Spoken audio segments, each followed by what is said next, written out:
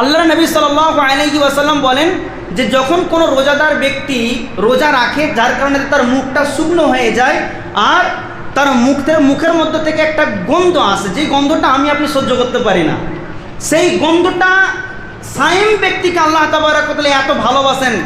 জিনিসটাকে বোঝেন কথাটাকে ভালো করে, যে সাইমকে অর্থাৎ রোজাদারকে এতটা বেশি আল্লাহ তাবারক ওয়া তাআলা ভালোবাসেন, যেখানেতে আপনার মুখের দুর্গন্ধ আমি একজন মাখলুক, আমি একজন আপনার ভাই হয়ে সহ্য করতে পারছি না, সেখানে আল্লাহ তাবারক ওয়া তাআলা, রাসূল বলছেন যে আল্লাহ তাবারক ওয়া তাআলার কাছে সেই মুখের দুর্গন্ধটা মৃগ নাভি অর্থাৎ হরিণের নাভির মতো, যেটাকে বলা হয় কস্তুরি, এই কস্তুরি বা মেশক আম্বারের মতন খুঁজবো, বলবেন না সুবহানাল্লাহ।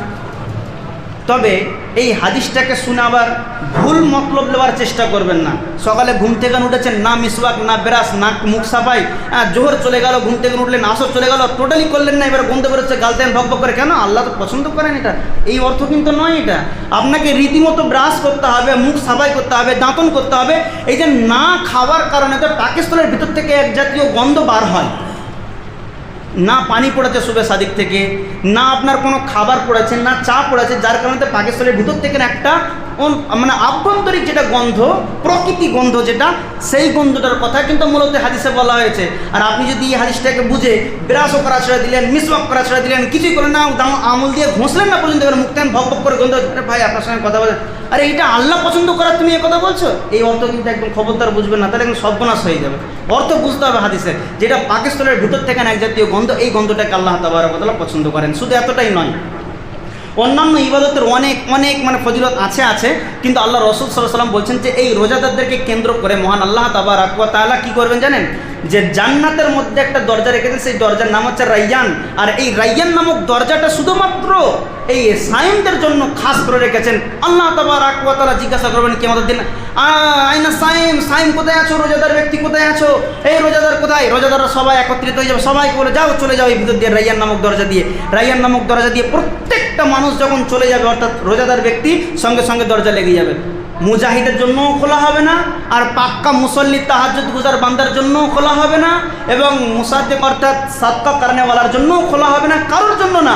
যারা শুধুমাত্র রোজা রেখেছে আল্লাহর জন্য, আল্লাহকে ওয়াস্তে রোজা রেখেছে, তাদের জন্য কেবলমাত্র এই দরজা খোলা হবে। যেমনই সাইমরা চলে যাবে, রোজাদার প্রবেশ করবে, আল্লাহ রাব্বুল আলামিন দরজাকে বন্ধ করে দেবেন। সো এতটাই নয়, আল্লাহ তাবারক ওয়া তাআলা নবী বলছেন যে রোজা হচ্ছে ঢাল স্বরূপ, ঢাল। অর্থাৎ যেমন যুদ্ধের ময়দান থেকে বাঁচার জন্য যেমন আপনি ঢাল ব্যবহার করেন, তো ঠিক জাহান্নামের আগুন থেকে বাঁচার জন্য এই ঢাল স্বরূপ কাজ করবে আপনার এই রোজা। তাহলে আপনি রোজা পাওয়ার পরেও দেখুন ফজিলতের কথা কিন্তু অনেক আছে। আপনি যদি হাদিসগুলো পড়েন, যদি একটু মোবাইলেতে দেখেন, তো আপনি পেয়ে যাবেন। যে সময়টা আপনি শুয়ে কাটাচ্ছেন 10 মিনিট 15 মিনিট, একটু মুতাআলা করেন না, একটু মোবাইলটাই খুলে রোজার উপকারিতা বা রোজাদারের মর্যাদা, ফজিলত, এগুলো একটু মারেন, পেয়ে যাবেন, পড়বেন, দেখবেন আপনার মন মানে রমজানের প্রতি বা রোজা রাখার প্রতি আরও আগ্রহ বাড়িয়ে দেবে ইনশাআল্লাহ। তো আল্লাহ সুবহানাহু ওয়া তাআলার কাছে দোয়া করি যে আল্লাহ তাবারক ওয়া তাআলা যাতে করে আমরা সিয়ামকে পাওয়ার পরে যেন সিয়ামকে ঠিকঠাকভাবে পালন করতে পারে, অর্থাৎ রোজাকে পাওয়ার পরে যেন রোজাগুলোকে ঠিকঠাকভাবে তোমার নবী করিম সাল্লাল্লাহু আলাইহি ওয়াসাল্লামের তরিকায় যেন পালন করতে পারে, সে তৌফিক আমাদেরকে দান করো, আমিন।